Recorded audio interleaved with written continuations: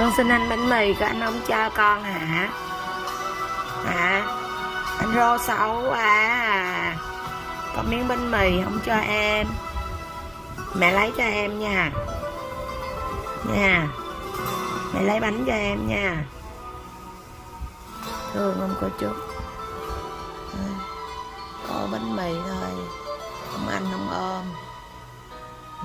Cô em thì ngồi nằm ngó canh bị giật. Chạy lại mẹ à. Lại mét á. Lại mét mẹ. Lại mét mẹ. Đây. Lại mét mẹ hả? Con lại mét mẹ hả?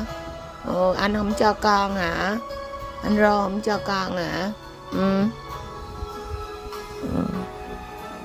Thương không?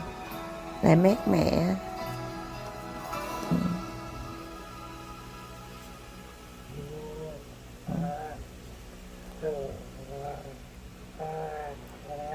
Ganh tị.